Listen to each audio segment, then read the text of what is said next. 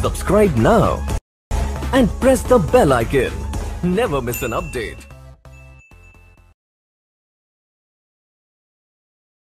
This is an endeavor to provide information and analysis of issues pertaining to the citizens of India, an effort for India by Indians. Today, we present a panel discussion on prospects and challenges for Indian foreign policy post-COVID scenario. We are honored to have with us Ambassador Anil Trigunayat, Professor Neeran Gautam, and Mr. Shyam Znwar. A brief intro about our panelists. Ambassador Anil Trigunayat. He has been a member of the Indian Foreign Service. He has served in the Indian missions in Bangladesh, Mongolia, USA, Russia, Sweden, Nigeria, Libya, Malta, and Jordan. In the Ministry of External Affairs, he worked in the economic, West Asia, North Africa, Gulf, and consular divisions. He has worked as Deputy Chief Mission in the rank of Ambassador in the Embassy of India and has served as Ambassador of India to Jordan, Libya, and High Commissioner to Malta. He is a member of the All India Management Association, the Delhi Management Association, as well as that of Oxford and Cambridge Society of India, and Secretary of the Association of Indian Diplomats. As a peace ambassador, Mr. Trigunayat is closely associated with the interfaith dialogue, peace and harmony efforts in the society, especially through the Unity Dialogue and World Congress of Religions at Kazakhstan. He knows French, Russian, and Spanish languages. We are very honored to have you with us, sir. Professor Neeran Gautam. He is a professor of strategy and disaster management. He did his master's in business management and doctorate in management logistics from Netherlands. He also has master's in mass communication and journalism. He has been teaching for the last 20 years and has been associated with some of India's best B schools like IMT Ghaziabad and IMK and other international business schools. He has worked in pharmaceutical, imaging, and aviation industry for almost 20 years. He has presented research papers in India and in countries like Germany, Netherlands, Spain, and US. He is presently the CEO of Indo Analytics. Shyam Znwar. He has around 24 years experience in global M&A and strategic alliances and JVs as investor as well as advisor. He has always been involved in strategic sourcing, PE funding, debt fundraising, post-acquisition integration, market development, imports and exports, concept selling, and business development. He is also a visiting faculty to the Indian Institute of Management and Indian Institute of Packaging. He is currently the director at Indo Analytics, handling strategic initiatives. As the topic suggests, today, we shall be discussing issues around the current trade and demographic power struggle around the world. How can peace and policies be synced? And how the Indian foreign policy stands now and the challenges ahead. Request Professor Neeran ji to take the discussion forward. Thank you, Priya. So nice of you. And I welcome all of you today's discussion. Anil ji, to begin with, one which is very important for our viewers to understand what we should understand a foreign policy is all about. Well, at the outset, I would like to thank you, Professor Gautam, for inviting me to discuss on your program and to other friends who have joined us today. This is indeed one of the most important aspects. I mean, what is the foreign policy? We keep hearing about that. The foreign policy is nothing but an extension of the domestic policy abroad. When you try to serve the national interest of your country. Now, what are the national interests? National interest essentially is that whatever the requirements that a country has in order to excel across, in order to create good friendships, because you need friendships across the world. As you mentioned about wars, you mentioned about alliances, you mentioned about the problems for which everyday solutions are required. But that is because of the dynamic nature of the world. Now, the purpose of the foreign policy is to achieve those objectives, whether they are in the field of political relationship, whether they are in the field of security relationship, whether they are in defense, whether in the field of economic objectives that a country wants to achieve, whether you want to attract foreign direct investment, which you need today very much, even if you want to become an Atmanirbhar Bharat. So that these are the things that are a continuous requirement. So, and you have to raise the standard of your people. You have to bring in so that they become modernized in the process. So all these aspects eventually coalesce to provide a country a set of objectives that it wishes to pursue in an external environment. Now, external environment is not always very positive for you. There are so many competitions. For example, if you were to look at attracting foreign investment, at any given time, there are at least 70 to 80 countries that are competing for the same capital in different countries. So if your policies are not good, if your country is not attractive enough, you will have a problem in finding competition. That's when we talk about, let's say, China. Why is it that so many companies have gone to China? Because China in the 1980s changed its whole pattern to suit the requirements of the multinational companies, the Western companies, when they were looking at it. Why the Chinese countries leaving from China are more going to Vietnam or to South Asia or other ASEAN countries?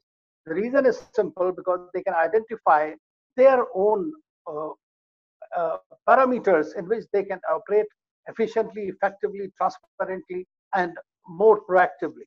In fact, every company that comes into a country, it wants a transparent rule-based system where it can operate and operate to its advantage, because nobody comes in any country for the purpose of just charity. They come here to make money. And so if there is no problem, then they continue and invest in those countries. So therefore, there is always a competition. Likewise, there is those countries like America or China or Russia, for example, they are big in manufacturing arms and ammunition. So they need their market. So for those markets, they come to the country. Then they use all kinds of methodologies to get into that market. So basically, in today's time and age, the economic diplomacy has taken a much greater salience in the interactions that happen between a country and the other country. As far as India is concerned, our foreign policy was governed by external environment. As you know, that when we became independent, at that time, the foreign policy had to be changed to suit the environment, because we had come out of the colonialism and we did not want to get back into the Cold War between any of the two blocs. Therefore, India got into a new system with some like-minded countries and created a non-aligned movement. It served its purpose until a certain time. Thereafter, the situation again globally changed. Today, we are hearing the name of Indo-Pacific. We are hearing the problem between Russia and US and China and the EU and anywhere else. So currently today, because of the COVID-19, I believe that the world is once again in a very big flux. And we must not forget that any of these problems that happen, they are also the cause of opportunities. They create a churn in the international system. And if you remember that after the Second World War, new Bretton Woods institutions like the World Bank, the IMF, the WTO, the WHO, all these institutions came up. United Nations came up. But in 75 years, United Nations needs to reinvigorate itself, has to change its dynamic in order to reflect the realities of the 21st century. So this is the basic. So that's one of the objectives. Today, India's one of the major objectives is somehow to not get caught into the war between the two powers, because another Cold War 2.0, which is going to be far more disastrous because it will have far many ramifications, is something in India is likely to get caught, being one of the biggest powers in the region. And therefore, this is one of the major objectives of the Indian foreign policy, is that our interests are served abroad, our interests in multilateral environment are served, and the multilateral institutions become capable of delivering to that. They have been under tremendous stress, even because of President Trump's policies, for that matter. So we know that the countries and their own inherent limitations within these institutions. So where does we are still a very big country, very big power, but then there are 190 other countries, of whom large number of them are smaller countries with hardly much of capabilities or the capacity to look after their own interests. So therefore, you have these alliances that come up, whether it is African Union, whether it is European Union, whether it is ASEAN or whatever. So these countries try to get together to serve their interests in a collective manner. That's what essentially is the situation. And India has the privilege of having very good relationships across the board and has been continuing to do that, even though it is coming under stress. Sir, with special reference, it has been mandated that we have to integrate economic policy with the political diplomacy. Right? So, but why there are, still certain countries which do not follow the terms? They dictate the terms, rather like China, for instance. They try to dictate the terms of the Indian foreign policies. Why is it so? Well, they do not dictate. It's the international environment. And I'm afraid to say that despite all the growth and everything, we are seeing a tremendous amount of bullying, authoritarianism in the conduct of foreign policy by the major powers. And this has happened not only by China, but this has happened done by the US in the past. Even Russia has done it. All the big powers, they keep on aggressing on some of their neighbors, and the neighborhood issues are always there.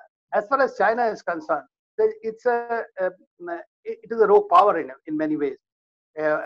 Nobody ever thought that its rise today of China is giving jitters to the United States of America and to countries in the region. That is very much there, especially India, because China considers India as probably the only country in the region that can challenge its hegemony. And because our political systems are very different, we are the largest democracy in the world.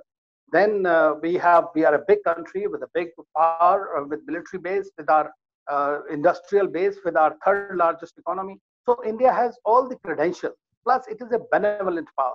And that is the difference. And that is why China feels a bit threatened on that. But China has tried to do that not only to us, but to all the countries in the region. It has been fighting with the United States, whether it's trade wars or whether cyber wars or whether in other contexts, competing for influence and decimating the US influence that has been happening. So both these powers have been fighting one another. And that's why we see that the problem that has happened ever since the onset of especially the Trump administration, that there has been more arbitrariness in the conduct of foreign policy. In fact, the way the foreign policy today is being conducted by the biggest power is through tweets. And that has never happened like that. And they could have a meaning, they could not have a meaning. But when a powerful country's leader tweets something, that creates jitters around the world. And if it is negative, similarly, likewise, the Chinese, it's an opaque system. It is a system where there is no transparency. There is the internal turmoil that is taking place because of the Chinese Communist Party. Because it has generated this COVID virus that has taken the whole world to its knees. So I believe that because of that, in order to deflect interest, and I must say that what China is doing is not an aberration. It is, frankly, is a pattern. It has been doing it ever since. Last year, 2019, I was reading somewhere there were more than 600 violations on the border. Now, they say that the border is undefined, fine, but we have agreed to a certain border. Why do you come in and why do you want to ingress into our side and then continue to do it again and again? It happened in 2017 in Doklam. It happened several places. This time it is happening in Ladakh, which is, again, strategically extremely important from our point of view. And the best part is that India is no longer ready to give in to the Chinese ingress. And it is responding to it in kindness. But India also does not want war. It has never wanted a war, but has been inflicted on us. And therefore, it is continuing to indulge in dialogue, to engage them in dialogue through diplomacy or whatever is possible. Our military and diplomatic establishment is working together with China. But at the same time, China today is cornered globally. But as a result, what they are doing, they are behaving again like in a more rogue fashion. They are trying to have this full warrior diplomacy. They are indulging in the mask diplomacy. I don't call mask is supplying mask, but masked ED, mask diplomacy. So they are creating their own rules of system. They don't want to follow the rules in their neighborhood against the ASEAN countries. They are going to 100 kilometers to claim the Indonesian island. They do not respect the Philippine, when the International Court of Justice gave a verdict in favor of Philippines. They would not do that. Instead, what are they doing? They have deep pockets. They have huge resources available to them, which they have done courtesy the Western countries and the companies, that they are using it as a great leverage, which is called checkbook diplomacy, to essentially corner a lot of our neighbors, providing them a lot of funds. We are seeing it today, what has happened in Nepal, what is happening in Sri Lanka, what is happening in Bangladesh, or earlier in Maldives. So in Afghanistan, everywhere the Chinese are, whether in Africa, that's another place where we are having a competition with them. Now they are moving in a big way into the Middle East and are becoming a major economic partner of almost all countries. And they have come up with this new project called BRI, Belt and Road Initiative. And that Belt and Road Initiative is a reflection, economic reflection, I would say, of their hegemonistic ambition. I have an observation. US had been a big economic power. Russia had been a big economic power. And for the last couple of decades, even China has been a big economic power. No sooner India arrived as an emerging economic power, the entire world is into a state for turmoil. To me, it appears for the last one decade, I've been listening about World War III. Every day we stand on the door of World War III, some issue or the other issue. To me and to you, what do you think? It is making foreign policies becoming more important, or managing foreign policies is becoming important? In fact, both. You mentioned the word World War III. Now, there are observers who say that we are actually going through the World War III. It's a different kind. The whole world is fighting against one virus, and which has brought all the economies to its heel. And that's precisely what happened. I mean, large number of people are dying. This is the result of a war. When large number of people die, infrastructure remains, but it's of no use because you don't even have the health infrastructure. None of the countries, whether from United States down to a small island nation, nobody was prepared. Nobody is prepared even today to deal with this kind of the whole thing has changed. On the contrary, the whole world, you mentioned about the US, you mentioned about Russia, but both those countries were continuing to balance the power in the world. They were balancing during the Cold War. When Soviet Union was decimated, then you have one hyperpower, and that is the United States of America. Now, which dictated its terms, which is one of its arms and ammunition industries, one of the biggest in the world, the most sophisticated weaponry there.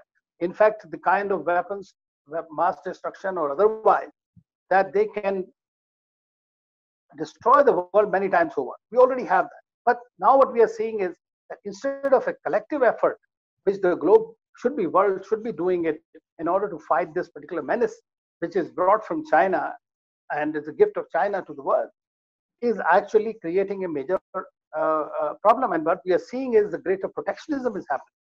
Now, India obviously has a very different kind of a foreign policy domain. India thinks in terms of, I should say, and it is true also to a great extent in our day-to-day discourse, that is, we believe in a Vasudhaiva Kutumbakam. You know, the world is one family. Anything happens there, we should be there. It should not, I mean, I must not say, but even now, as soon as the problems happen, you know, about the COVID, because that is the biggest crisis that is facing all of us today.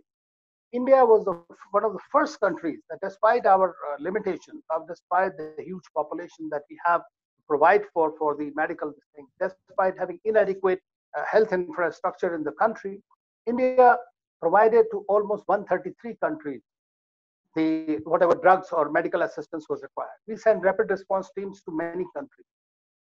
And it is not the first time only in COVID. Whenever there is a problem in our neighborhood or elsewhere, India becomes somehow a nation, as a first responder nation.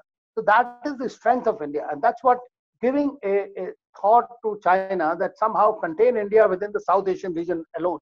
Because India has not only the global power ambitions, but also has the capability to transcend the initial hesitations within the country and in our neighborhood. So what do? You create blocks around you. You create problems around you. The string of pearl strategy. We have seen it.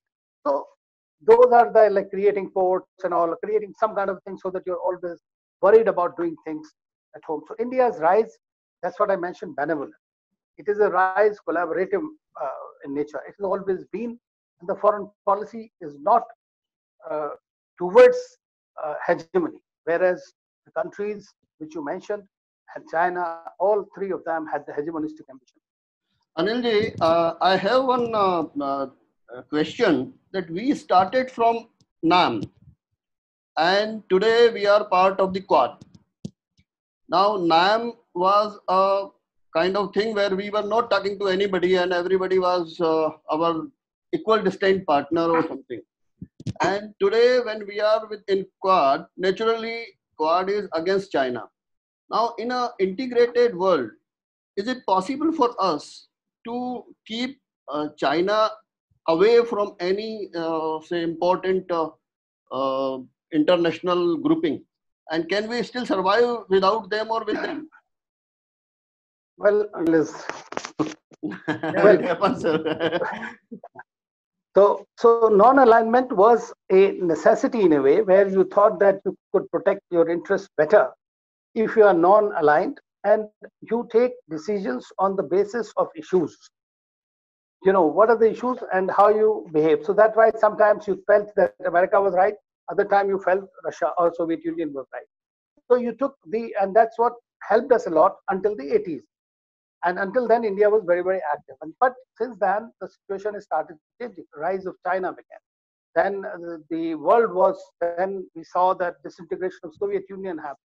And therefore, Russia became a power trying to come back on the global scene, which became very difficult for it to do that. So today, what is the situation is that we have a major power in USA, and then we have a power which is trying to create, displace that number one power because it's economically number two, but it can become number one at any time.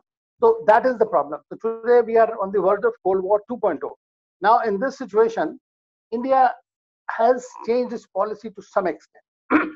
Now Indo-Pacific is a construct which is essentially focusing on our region because the Indian Ocean and the Gulf of Aden and all the trade routes, security, everything is imperative through West Asia from our point of view, through Africa.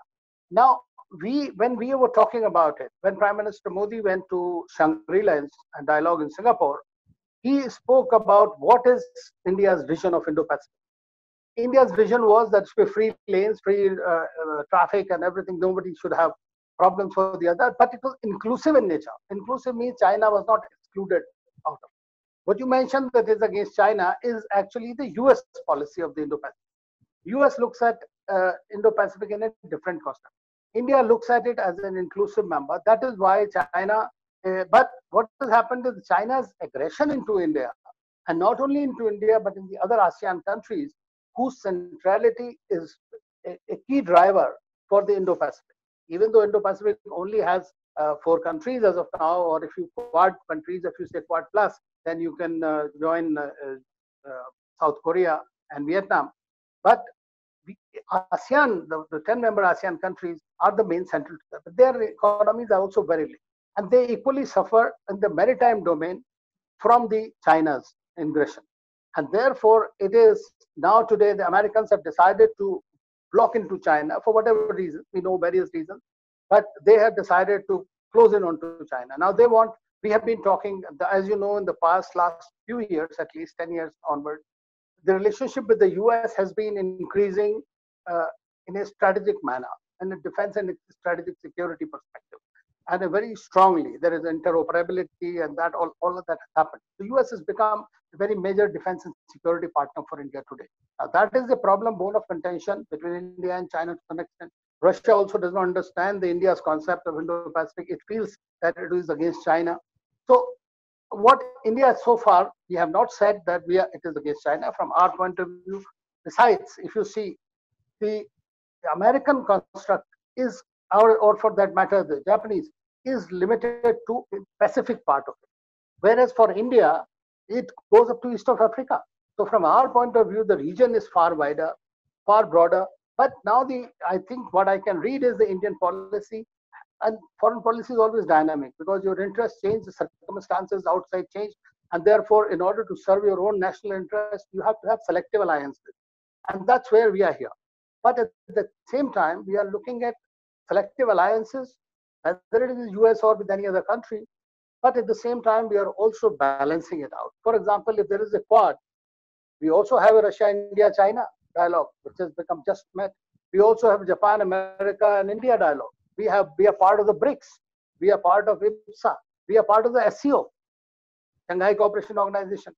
So India is trying to work on all these by keeping actually wherever it is advantageous to us to operate in whichever field, without going to war with any country at the moment. But if the war becomes imminent, then they'll have to make choices. Good, sir. I think we have approximately 2 minutes to conclude. Maybe we have still 15-20 minutes.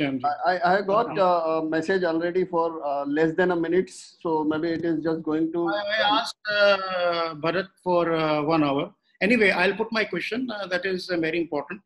Anilji, as one of the key issues, the objectives of foreign policy that we forget many of the times is the Indian diaspora, living abroad, living outside the country, because that's a big voice which is living outside the country and in direct touch with the people and the culture of different countries.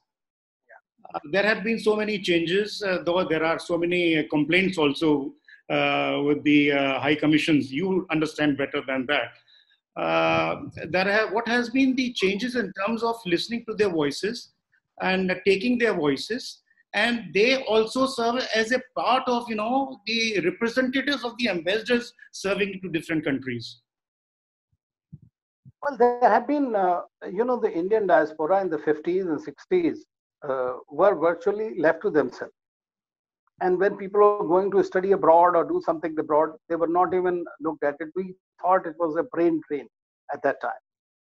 But after, I would say, 1980s and 1990s, there has been a complete change in the thinking as far as diaspora's country. When you mentioned about the diaspora, in the beginning, as I said, that the Indian diaspora was being seen, especially by the government, as a brain drain, that people are not staying back in India, they go on various kind of things, and they will be they will not come back, they'll not contribute to the country and all that. But however, 30 years later, things have completely changed. And when we started looking at that, we owe a great deal to the diaspora in the West, especially in the developed world, because they helped India's IT revolution essentially can be attributed to the diaspora. The lot of investments that came into India, especially the financial institutional investors and the major companies, American companies or the British or the Canadian companies or the other European companies that came, largely because of India's attraction at the same time, but because somewhere we had some of these Indian origin people working in those, whom we call PIOs. Now, they became really, they still are very much attached to India. They had a problem that there was no instrument whereby they could interact with the Indian government. So the Indian government actually, if you know that there was a new ministry was created, Ministry of Overseas Indian Affairs. We have around 30 million Indians abroad. Now there was a separate minister and they did everything. And then even at one time during Mr. Vajpayee's time, actually, we even had some NRI ambassadors in some of the countries. So that is one diaspora. The second diaspora, which is extremely important from our point of view, is the diaspora in the West Asia, especially in the Gulf countries. Now they are almost remitting $16 billion a year to India, almost 9 million people. It's extremely important, apart from the energy security and all that we have. Now they land up into many kinds of problems in these countries. Now, in order to provide that, the Indian government has actually started many bilateral dialogues and agreements with the countries for protecting our labor. The Indian embassies have their shelter houses and homes and 24/7 lines. They have these lok adalats, which they hold ambassador personally are responsible. And then when you saw Mrs. Sushma Swaraj as the minister, she was the people's minister, frankly. Even at 2 o'clock, 3 o'clock in the morning, she'll be sending the tweets to various ambassadors, asking them to address the problem being faced by an Indian. So I believe that there has been a much greater focus now. We have the Pravasi Bharatiya Divas, we have the regional Pravasi Bharatiya Divas. Now we have created an OIC card for them. They wanted dual nationality. Unfortunately, our system does not permit that. But OIC is as good as a dual citizenship. They can property is as good as the dual citizenship. Yes, they can't just contest for the office of the government. Now, the most important thing, if you see with the Prime Minister Modi, ever since he became the Prime Minister in 2014, even before it used to, but the scale has been increased. I mean, he goes and makes it a point to talk to all the community everywhere. And we have seen that when he went to Texas, I mean, he took President Trump along with him in that. That has never happened before.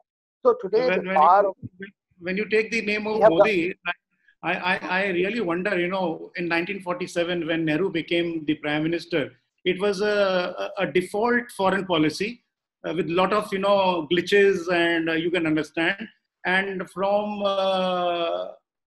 Nehru to Indira Gandhi to Rajiv Gandhi to Atal Bihari Vajpayee, in between we had Morarji Desai, also Lal Bahadur Shastri, and now the Modi.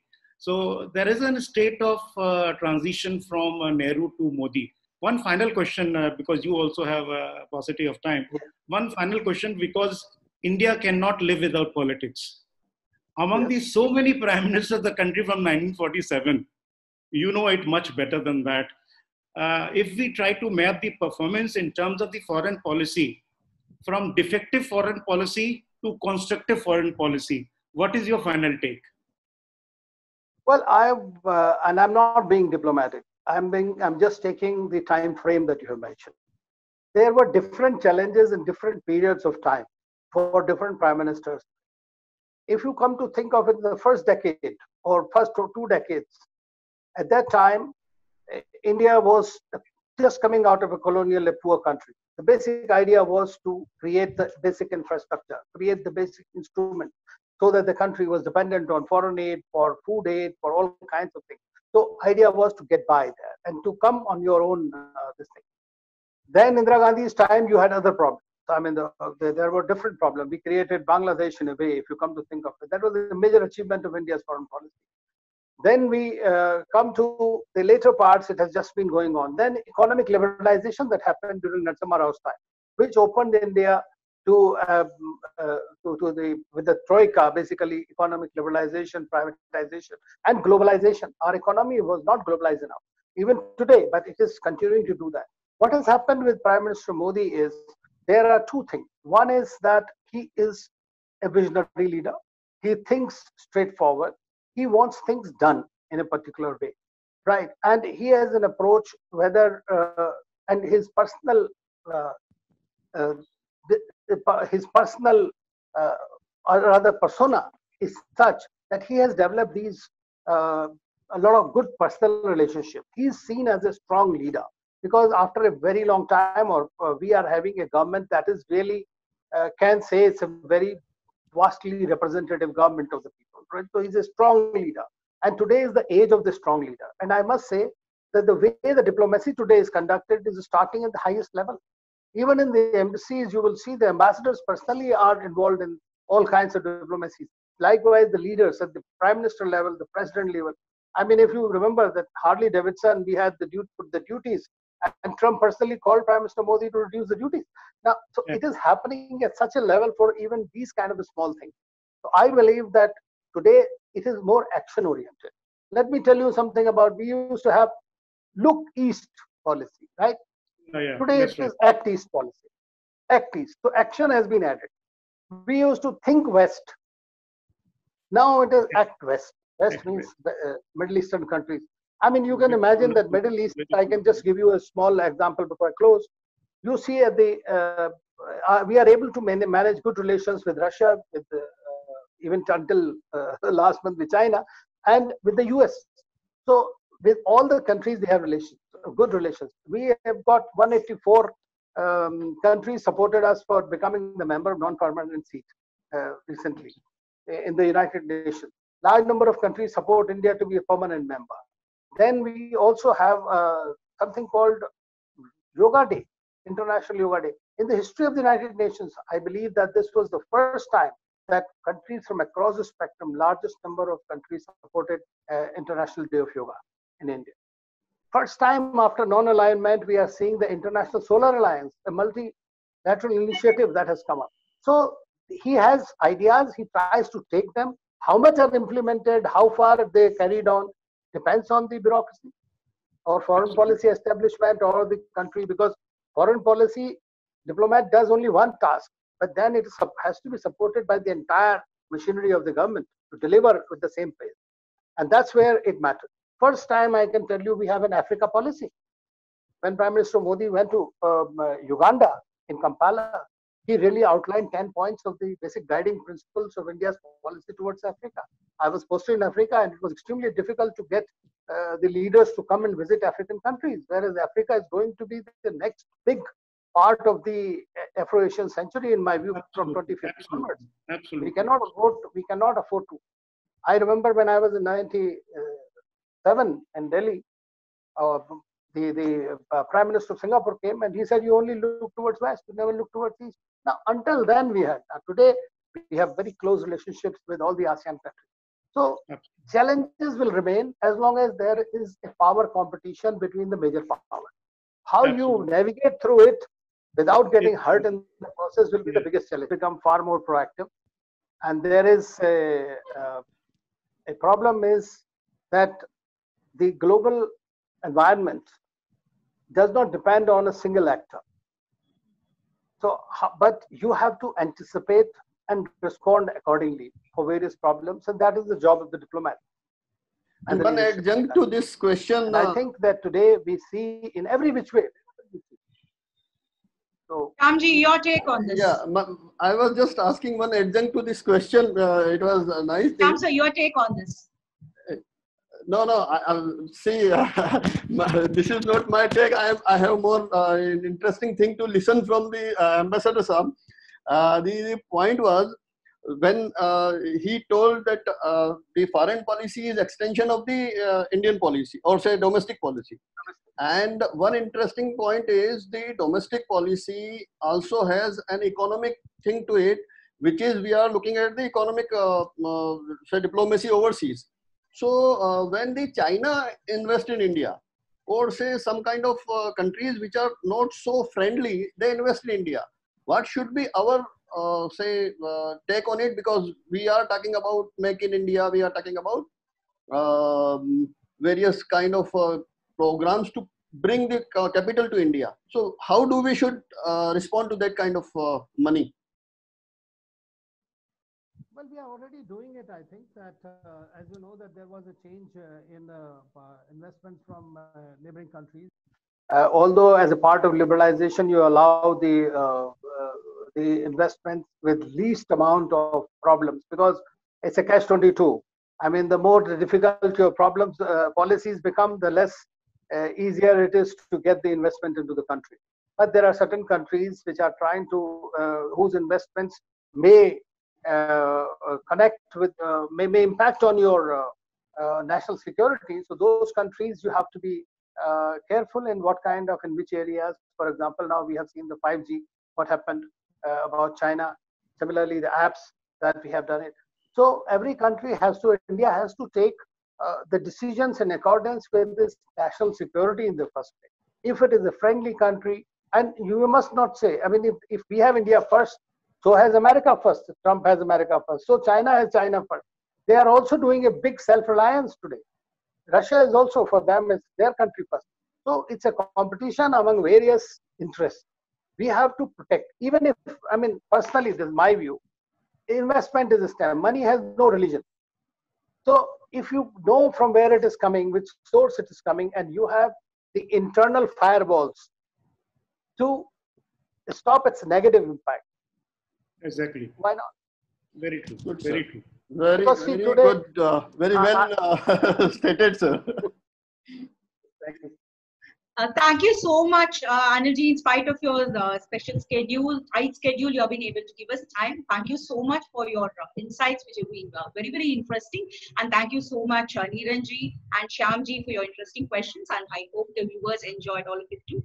Thank you to all the viewers on behalf of Analytics. Subscribe now and press the bell icon. Never miss an update.